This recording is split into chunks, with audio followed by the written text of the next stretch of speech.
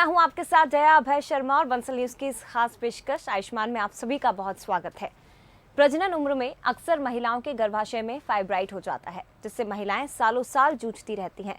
महिलाओं के मन में ये आशंका बनी रहती है कि बच्चेदानी में फाइब्राइड होने पर क्या वे मां बन सकती हैं या इसकी कितनी संभावनाएं होती हैं।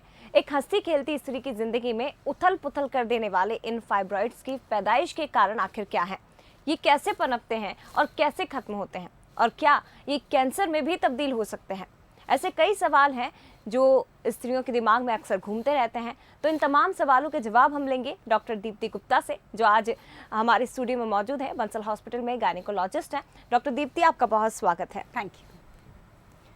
तो अगर आप भी इस बारे में कुछ जानना चाहते हैं, कार्यक्रम के दौरान नंबर्स लगातार आपकी टीवी स्क्रीन पर फ्लैश हो रहे हैं, आप उन पर कॉल करके डॉक्टर दीप्ति से सीधे सलाह ले सकते हैं। तो चलिए कार्यक्रम की शुरुआत करते हैं और फाइब्राइड के बारे में और भी ज़्यादा जानेंगे।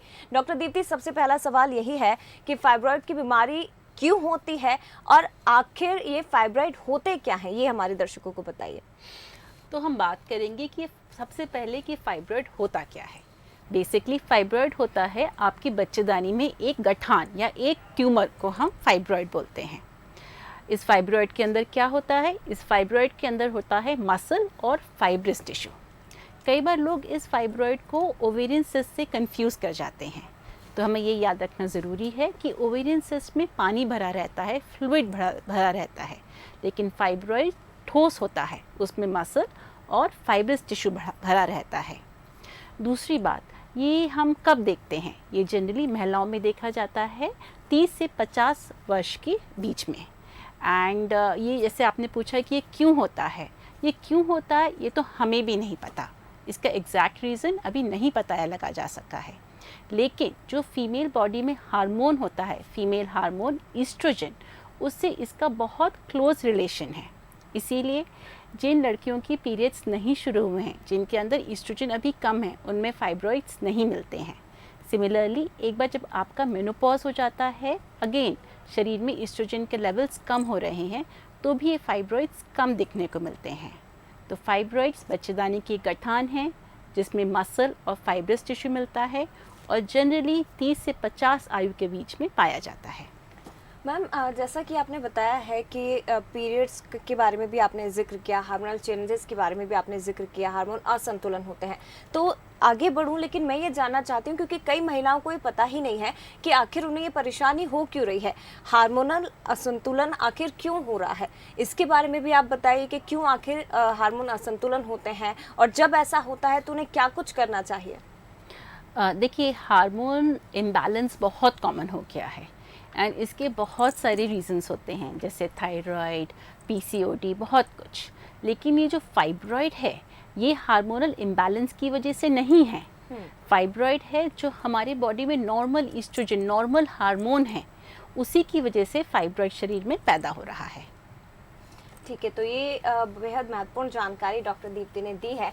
आगे बात करते हैं मैम, कई बार ऐसा होता है जब फाइब्राइड होता है तो महिलाओं के जहन में कई तरह के सवाल खड़े होते हैं और जब डॉक्टर के पास जाते हैं तो ये भी जानना चाहेंगे हम कि जिन महिलाओं को फाइब्राइड है तो क्या उन्हें कंसीव करने में भी दिक्कत होती है और संतान ना होने का क्या सबसे बड़ा कारण इससे माना जा सकता है? देखिए, फाइब्रॉइड होने से प्रेगनेंसी होने में तकलीफ हो सकती है ना। अब फाइब्रॉइड क्या क्या प्रॉब्लम क्रिएट करेगा बहुत बातों पे निर्भर करता है। इस बात पे निर्भर करता है कि उसका साइज़ कितना है और उसकी लोकेशन क्या है। तो फाइब्रॉइड का साइज़ बहुत डिफरेंट हो सकता है। एक फाइब्रॉइड मटर के जितना हो सकता है और वहीं किसी और महिला में ये फाइब्रॉइड एक तरबूज जितना बड़ा हो सकता है। तो अगर आपको मटर जितना फाइब्रॉइड है तो ये आपको कोई प्रॉब्लम नहीं करेगा, आप आराम से कंसीव कर सकते हैं, प्रेगनेंसी में, डिलीवरी में भी कोई तकलीफ़ नहीं जाएगी। लेकिन मान लीजिए आपका फाइब्रॉइड संतरा, खरबूजा या तरबूज जितना बड़ा है तो इससे आपको प्रॉब्लम हो सकती है। दूसरी जो मैंने बात कही कि डिपेंड करता है कि फाइब्रॉइड की लोकेशन क्या है। जो हमारा गर्भाशय होता है, बच्चेदानी होती है, वो मोटी होती है। कभी कभार फाइब्रॉइड उसके मसल में होता है, कभी उसकी जब मसल में होता है तब उसको बोलते हैं इंट्राम्यूरल फाइब्रॉइड। कभी फाइब्रॉइड ऊपर की परत में होता है जिसको हम बोलते हैं सबसिरोजल, और कभी कभी फाइब्रॉइड अंदर की परत में होता है। जो फाइब्रॉइड अंदर की परत में होता है मतलब जो आपकी बच्चेदानी की कैविटी को टच कर रहा है, जिसको हम बोलते हैं सब म्यूकस फाइब्रॉइड। ऐसे फाइब्रॉइड्स कंसीव करने में दिक्कत कर सकते हैं। ऐसे फाइब्रॉइड की वजह से मिसकैरेज या गर्भपात होता है एंड ऐसे फाइब्रॉइड्स को निकालना ज़रूरी होता है। इसीलिए हर फाइब्रॉइड एक जैसा बिहेव नहीं करेगा। ये जानना ज़रूरी है कि आपको फाइब्रॉइड है या नहीं है, तो कितना बड़ा है और उसकी लोकेशन क्या है। मैम क्या ये माना जाए कि जैसे कि आपने मटर के साइज़ का भी एग्जांपल दिया और इसके साथ ये भी कहा कि तरबूज या खरबूज जितना भी बड़ा हो सकता है, तो क्या अगर मटर के साइज़ का फाइब्रॉइड किसी महिला पर है तो अगर आप लापरवाही करते हैं, ध्यान नहीं देते हैं, डॉक्टर के पास नहीं जल्दी जाते हैं, तो धीरे धीरे इसके साइज़ में बढ़ोतरी हो सकती है और वो और भी ज़्यादा रिस्की हो जाता है फिर? देखिए, फाइब्रॉइड का साइज़ बढ़ सकता है ना, स्पेशली अगर आप अपनी रिप्रोडक्टिव एज ग्रुप में हैं, क्योंकि फाइब्रॉइड का पोर्शन है हार्मोन्स। आपको पीरियड्स रेगुलरली आ रहे हैं, आपके शरीर में हार्मोन है, तो फाइब्रॉइड का साइज़ बढ़ सकता है। लेकिन एक बहुत महत्वपूर्ण बात यह है कि फाइब्रॉइड का आपकी जीवन शैली से या आपके खान पान से कोई रिलेशन नहीं है। तो ओवरऑल आप ऐसा कुछ भी नहीं कर सकते हैं जिससे कि फाइब्रॉइड साइज़ में बढ़ेगा, या आप कुछ भी ऐसा नहीं कर सकते हैं जिससे कि फाइब्रॉइड साइज़ में छोटा होगा। ऑफ कोर्स एक आपको अपने गायनेकोलॉजिस्ट से, अपने डॉक्टर से रेगुलर टच में रहना चाहिए।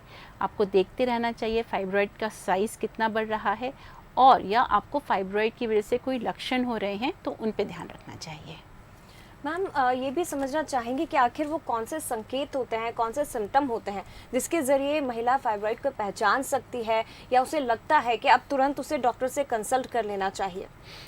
ये बहुत अच्छा सवाल किया आपने। स्पेशली अगर हम अपने यहाँ के सिनेरियो देखें जहाँ पे महिलाएं रेगुलरली एक गायनेकोलॉजिस्ट को विज़िट नहीं करती हैं, जहाँ पे महिलाओं की एक बार अगर डिलीवरी हो जाती है तो सालों साल उनकी सोनोग्राफी नहीं होती है, वहाँ ज़रूरी है कि हमें पता रहे कि क्या लक्षण है, कि अगर हमें ये लक्षण है तो हो सकता है हमें फाइब्रॉइड हो सकता है कि हमें अपने डॉक्टर से जाके मिलना पड़े।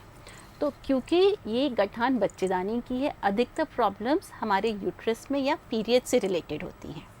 सबसे पहले तो फाइब्रॉइड्स की वजह से आपको बहुत हेवी पीरियड्स आ सकते हैं, माने कि आपको माहवारी में बहुत ज़्यादा खून जा सकता है। तो मान लीजिए पहले आपको 2 से 3 पैड लेने पड़ रहे थे, अब आपको 5 से 6 पैड्स लेने पड़ रहे हैं। आपको खून के ब्लड क्लॉट्स पास हो रहे हैं, मतलब ये नॉर्मल नहीं है। दूसरा जो इसका लक्षण होता है वो होता है पेन, स्पेशली पीरियड्स के टाइम पे। अब ये भी थोड़ा सा मुश्किल होता है समझने में, क्योंकि लोग कहते हैं कि पीरियड्स में तो सबको दर्द होता है। exactly. तो आपको कैसे पता चलेगा कि अंदर कुछ गड़बड़ है? तो मैं जनरली ये कहती हूँ कि अगर आपको इतना दर्द हो रहा है अपनी पीरियड्स के समय कि आप घर के काम नहीं कर पाएँ या आप अपने कॉलेज या ऑफिस नहीं जा पाएँ, मतलब कुछ गड़बड़ है। सिमिलरली अगर आपको इतना पेन हो रहा है कि आपको दर्द की दवाइयाँ खानी पड़ रही हैं, तो ये नॉर्मल पेन नहीं है, ये किसी वजह से हो रहा है आपको। तीसरी बात जो मैं कहूँगी कि फाइब्रॉइड जब अच्छा बड़ा हो जाता है साइज़ में, तो इससे प्रेशर सिम्टम्स हो सकते हैं। हमारे गर्भाशय के सामने पेशाब की थैली होती है जिसको हम ब्लैडर कहते हैं। तो अगर यूट्रस में जो गठान है ये सामने की तरफ है तो आपके ब्लैडर को प्रेस करेगी, उससे हो सकता है आपको यूरिन पास करने में दिक्कत जाए, हो सकता है कि आपको बार बार बाथरूम जाना पड़े। सिमिलरली गर्भाशय के पीछे हमारी आंतें हैं, अगर ये जो गठान है ये हमारे आंतों को दबा रही है तो इससे कॉन्स्टिपेशन हो सकता है और उस सब में तकलीफ़ हो सकती है। इस गठान की वजह से कभी कभी आपको फ़िज़िकल रिलेशनशिप रखने में भी दिक्कत आ सकती है। और मान लीजिए इसकी लोकेशन अंदर है, आपकी यूट्रस की कैविटी में ये है, तो उसकी वजह से आपको प्रेगनेंसी लेने में या इनफर्टिलिटी की भी प्रॉब्लम हो सकती है। मैम ये बहुत महत्वपूर्ण जानकारी आपने दी है हमारे दर्शकों को, क्योंकि ये आपने जो जिक्र किया है कि जब पीरियड्स होते हैं तो अमूमन दर्द होता है, और कई लड़कियां ये सोचती हैं, महिलाएं ये सोचती हैं कि पीरियड से तो दर्द होना नॉर्मली है, बार बार यूरिन पास होना उसमें भी, इसे भी शायद आम तरह से ही लिया जाता है, जनरली वे में से लिया जाता है कि ठीक है पानी पी रहे हैं, बार बार यूरिन पास हो रहा है। लेकिन ये बहुत महत्वपूर्ण है कि अगर इस तरह के सिम्टम आप में दिखाई देते हैं तो आपको तुरंत गायनेकोलॉजिस्ट से या फिर किसी डॉक्टर से कंसल्ट करना ज़रूरी है। आप इसे हल्के में ले रहे हैं लेकिन ये आपको कहीं ना कहीं भारी पड़ सकता है, इसलिए ज़रूरी है कि समय पर उचित उपचार आप ले लें। आगे बढ़ते हैं मैम, अगला सवाल मेरा आपसे यह है, क्योंकि जिस तरह से फाइब्रॉइड को लेकर हम बात कर रहे हैं, महिलाओं के मन में कई तरह की भ्रांतियां भी होती हैं। सर्जरी, जैसा कि आपने बताया कि ये बहुत ज़रूरी होता है, लेकिन क्या सर्जरी इसका एकमात्र उपाय होता है? क्या अंतिम विकल्प है सर्जरी? देखिए, ऐसा मैं बिल्कुल नहीं कहूँगी। सबसे पहले जिस बात पे मैं जोर देना चाहूँगी कि हर फाइब्रॉइड को ट्रीटमेंट की ज़रूरत नहीं है, है ना? जैसे कि मान लीजिए आपके मुंह पे, हाथ पे मसा हो जाता है, क्या हर पर्सन उसका ट्रीटमेंट करवाता है? नहीं। वैसे ही हर फाइब्रॉइड को भी उपचार की ज़रूरत नहीं है। फाइब्रॉइड का इंसिडेंस होता है 50 to 60%। तो अगर मान लीजिए मैं 100 महिलाओं की सोनोग्राफी करूँगी तो उसमें से 60 महिलाओं को एक फाइब्रॉइड निकलेगा, जी। है ना? मान लीजिए 3 महिलाओं को फाइब्रॉइड है तो इसमें से सिर्फ एक महिला ऐसी होगी जिसको फाइब्रॉइड के लक्षण होंगे, कुछ तकलीफ होगी। बाकी दोनों को तो एक ऐसा सरप्राइज़ की तरह पता चलेगा कि अरे हमने सोनोग्राफी कराई, हम एक हेल्थ चेकअप के लिए गए थे, उसमें फाइब्रॉइड निकला। तो मान लीजिए आपके फाइब्रॉइड का साइज़ छोटा है, 5 सेंटीमीटर से कम का है और फाइब्रॉइड से आपको कोई तकलीफ़ नहीं हो रही है, तो हो सकता है उस फाइब्रॉइड को किसी ट्रीटमेंट की भी ज़रूरत नहीं हो। यहाँ सबसे इम्पॉर्टेंट बात ये है कि फाइब्रॉइड में ऑलमोस्ट कैंसर कभी नहीं होता है। बहुत सारे मरीज़ घबरा जाते हैं कि गांठ है, इसमें कैंसर हो सकता है, और फिर वो एक अनइंडिकेटेड, बिना ज़रूरत के एक सर्जरी करवा लेते हैं। तो ये बहुत ज़रूरी है समझना कि हर फाइब्रॉइड को ट्रीटमेंट की ज़रूरत नहीं है। इसके अलावा हमारे पास सर्जरी के अलावा भी बहुत सारी ऐसी दवाइयाँ हैं जो हम दे सकते हैं। ये एक तरह से भ्रांति ही इसे कहा जाएगा डॉक्टर दीप्ति, क्योंकि कई महिलाएं जिन्हें अगर फाइब्रॉइड हो गया है तो उनके जहन में बस ये है कि अभी कैंसर में कहीं तब्दील ना हो जाए, और इसीलिए मन में उनके कहीं ना कहीं डर भी बना रहता है। बार बार डॉक्टर से कंसल्ट करते हैं, डॉक्टर को भी उन्हें समझाना पड़ता है कि नहीं भाई, कैंसर नहीं है, इसे ठीक किया जा सकता है। इसलिए ज़रूरी है कि ये जो जानकारी डॉक्टर दीप्ति दे रही हैं तमाम महिलाएं ध्यान से सुन लें। हमारे साथ ऋतु जुड़ी हुई है फोन लाइन पर, मुरैना से पहली कॉलर है। ऋतु, स्वागत है आपका, क्या पूछना चाहती हैं आप? जी मैडम, मेरा पीरियड आया था 11 तारीख को, मतलब 11 उसको अप्रैल को, तो मतलब 1 महीना निकल गया और है ना, ये दूसरा महीना चल रहा है, 2 महीने हो चुके हैं, मेरा पीरियड नहीं आया है। जी। अच्छा ऋतु जी, आपकी उम्र कितनी है? मेरी उम्र है 38 साल। 38 साल। देखिए, पीरियड न आने के बहुत सारे कारण हो सकते हैं, है ना? कभी कभार टाइम से पहले मेनोपॉज आता है, हार्मोन्स की कमी हो सकती है और प्रेगनेंसी भी हो सकती है। बहुत ज़रूरी है कि हम आपके टेस्ट करें, देखें पीरियड क्यों नहीं आ रहा है, और फिर उसके आधार पे आपको कुछ दवाइयाँ दे सकते हैं। बहुत धन्यवाद ऋतु। उम्मीद है कि आपके जो सवाल होंगे उसके जवाब ज़रूर डॉक्टर दीप्ति के ज़रिए आपको मिल गए होंगे। डॉक्टर दीप्ति, अचानक से मेरे जहन में भी एक सवाल आया है, क्योंकि संतान को लेकर हम बात कर रहे हैं और ये कहा जाता है कि फाइब्रॉइड अगर है तो संतान उत्पत्ति में या कंसीव करने में भी आपको प्रॉब्लम हो सकती है। तो अगर कोई महिला जिसे फाइब्रॉइड है और वो साथ में कंसीव भी करना चाहती है, क्या वो साइज़ पर भी डिपेंड करेगा फाइब्रॉइड के, और क्या उसे आगे कोई परेशानी हो सकती है, उसकी हेल्थ के साथ किसी तरह के इश्यूज़ होते हैं? देखिए, साइज़ पे डिपेंड करेगा और फाइब्रॉइड की लोकेशन पे डिपेंड करेगा। वो आप अपने डॉक्टर से मिलेंगी, डॉक्टर आपकी सोनोग्राफी करेगा। अधिकतर ये सोनोग्राफी इंटरनल होती है, जिसको हम ट्रांसवजाइनल स्कैन कहते हैं, और फिर आपकी फाइब्रॉइड की लोकेशन और साइज़ पे हम बताएंगे कि आपको कंसीव करने में दिक्कत होगी या नहीं होगी। अधिकतर महिलाएं एक छोटे से फाइब्रॉइड के साथ आराम से कंसीव कर सकती हैं। अगर ये फाइब्रॉइड आपकी कैविटी को टच कर रहा है तो ये फाइब्रॉइड निकालने की ज़रूरत पड़ सकती है, जो बहुत आराम से एक दूरबीन से, या तो हिस्ट्रोस्कोपी जो नीचे से दूरबीन जाती है, या पेट से जो दूरबीन जाती है लैप्रोस्कोपी, उससे रिमूव किया जा सकता है। बिल्कुल डॉक्टर दीप्ति, आगे बात करेंगे महिलाओं को लेकर। जिस तरह से हम लगातार जिक्र कर रहे हैं, तो क्या ऐसा है कि ये ऐसा होता है कि फाइब्रॉइड की चपेट में ज़्यादातर शहरी महिलाएं ही आती हैं, क्योंकि उन्हें घर का भी कामकाज संभालना पड़ता है, ऑफिस की भी दौड़ भाग, और ऐसे में क्या होता है कि कई बार पीरियड्स या तो स्किप हो जाते हैं या उनमें भी किसी तरह की डेट मिसिंग हो जाती, तो क्या ऐसा होता है या ये केवल एक तरह की भ्रांति है? आई डोंट थिंक सो कि ऐसा कुछ है। फाइब्रॉइड इस मामले में बिल्कुल पार्शियलिटी नहीं करता है ना? वो किसी भी महिला को हो सकता है। अगर हम पूरी दुनिया की बात करें तो अफ्रीकन और एशियन महिलाओं में ज़्यादा पाया जाता है। जी, इसका कारण क्या माना जाता है मैम कि दूसरी कंट्रीज में, देखिए, अफ्रीकन नेशन में ज़्यादा एक है? तो फाइब्रॉइड थोड़ा जेनेटिक होता है जी। कि अगर आपके घर में माँ को है तो आपको होने के ज़्यादा चांसेस हैं। और मेडिकल में बहुत सारी ऐसी चीज़ें होती हैं जो आपकी रेस पे डिपेंड करता है। जी। सो जो स्टडीज़ उनमें देखा गया है कि एशियन अफ्रीकन लोगों में फाइब्रॉइड ज़्यादा पाया जाता है। मैम जैसा कि जिक्र किया आपने अभी, जेनेटिक ये होती है, अगर माँ को है तो फिर बच्ची को होने के चांसेस ज़्यादा रहते हैं, तो उससे कैसे बचा जाए? क्योंकि कहीं ना कहीं माँ के मन में भी एक बार डर रहता है कि अगर मुझे हुआ है तो बच्ची को भी डेफिनेटली होगा, कहीं ऐसा ना हो कि इसके फ्यूचर में किसी तरह की दिक्कत हो जाए, तो उससे कैसे बचा जाए फिर? देखिए, जैसे मैंने आपको कहा कि फाइब्रॉइड एक लाइफस्टाइल डिजीज़ नहीं है, है ना। जैसे हम अगर पीसीओडी की बात करें और या डायबिटीज़ की बात करें, ब्लड प्रेशर की बात करें, इसीलिए हम बहुत कुछ नहीं कर सकते हैं इससे बचने के लिए। जी। इम्पॉर्टेंट ये बात है कि अगर फाइब्रॉइड होता भी है तो भी इसमें बहुत घबराने की बात नहीं है।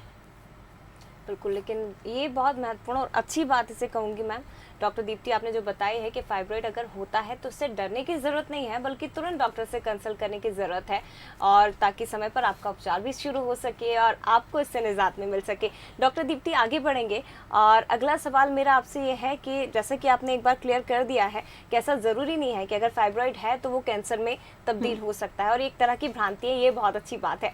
आगे बढ़ते हैं, अगला सवाल ये है कि मायोमेक्टोमी क्या है? ये सबसे पहले मैं आपसे जानना चाहूँगी कि आखिर ये होता क्या है? ठीक है। देखिए, अगर हम मायोमेक्टोमी की बात करें तो ये जो हम यूट्राइन फाइब्रॉइड या गठान की बात कर रहे हैं उसको हम मेडिकल टर्म्स में मायोमा भी कहते हैं। सो मायोमेक्टोमी क्या हुआ? मायोमा को निकालना। जो यूट्रस से बच्चेदानी है उसमें आप मान लीजिए 5 सेंटीमीटर की गठान है। मायोमेक्टोमी में हम सिर्फ उस गठान को निकालते हैं, यूट्रस को नहीं निकालते हैं। हमने गठान निकाली और वापस जो बच्चेदानी बची है उसको रिपेयर कर दिया। इस सर्जरी को हम मायोमेक्टोमी कहते हैं। अब ये सर्जरी हम कब करते हैं? ये सर्जरी स्पेसिफिकली विशेषकर उन महिलाओं के लिए है जिनको अभी बच्चे, जिनके अभी और होने हैं या जिनके अभी तक कोई बच्चा नहीं हुआ है। ऑफ कोर्स इन महिलाओं में हम बच्चेदानी तो नहीं निकालेंगे, लेकिन मान लीजिए कोई 20, 25, 30 वर्ष की युवती है जिनके बच्चे अभी नहीं हुए हैं और जिनके अंदर 7 सेंटीमीटर का फाइब्रॉइड है, जिसकी वजह से वो कंसीव भी नहीं कर पा रही हैं, तो ऐसे पेशेंट में हम सिर्फ फाइब्रॉइड निकालते हैं, सिर्फ मायोमा निकालते हैं और बाकी यूट्रस को हम प्रिजर्व कर देते हैं। इस सर्जरी को हम मायोमेक्टोमी कहते हैं। इसके फ़ायदे और नुकसान भी मैं आपसे समझना चाहूँगी कि क्या फ़ायदे और क्या नुकसान इसके हो सकते हैं? देखिए, मायोमेक्टोमी में हमने फाइब्रॉइड निकाला है और बच्चेदानी को छोड़ दिया है। सबसे बड़ा फ़ायदा है उन युवतियों के लिए जो आगे कंसीव करना चाहती हैं। तो मायोमेक्टोमी आजकल लैप्रोस्कोपिकली होती है, दूरबीन के थ्रू होती है और 1 से 2 दिन में आपकी छुट्टी भी हो जाती है।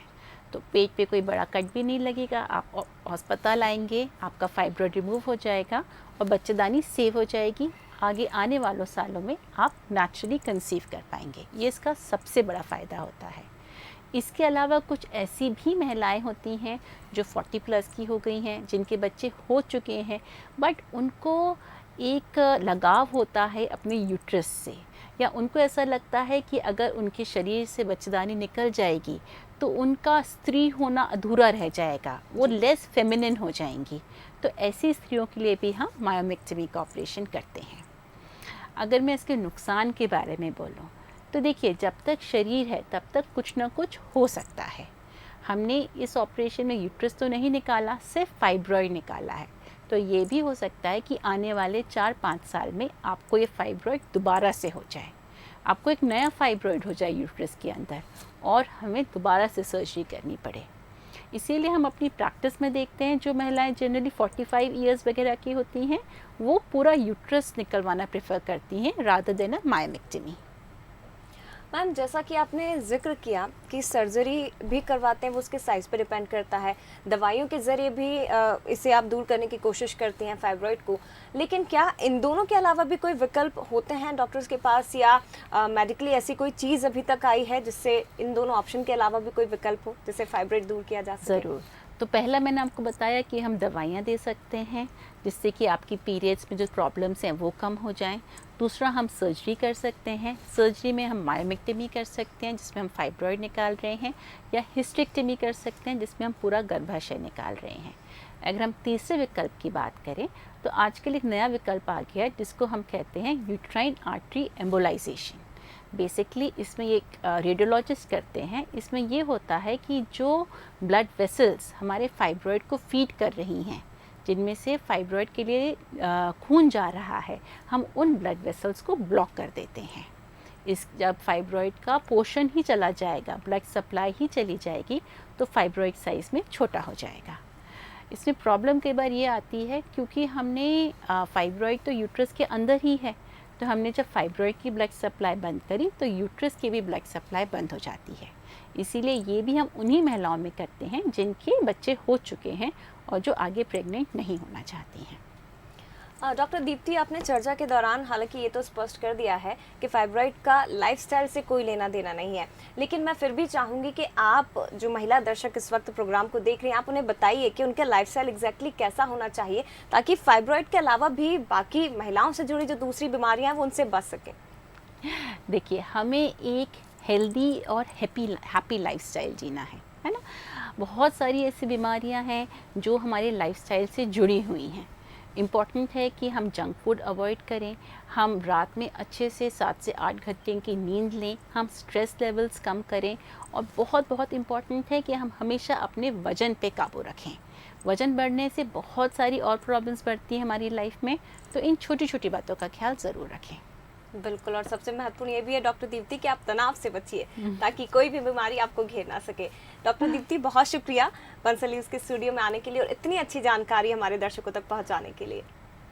Thank you. तो आज डॉक्टर दीप्ति गुप्ता से फाइब्रॉइड के बारे में हमने जाना है। हम समझते हैं कि महिलाएं अपने जीवन में स्वास्थ्य संबंधी कई तरह के उतार चढ़ाव को पार करती हैं और जीवन का यह सफर स्वस्थ शरीर के साथ ही गुजरे, इसलिए सही जानकारी, विशेषज्ञों की सहयोग और सलाह बहुत ज़्यादा ज़रूरी होता है। इसी के साथ हमारी इस खास पेशकश में फिलहाल इतना ही। दीजिए इजाज़त, नमस्कार।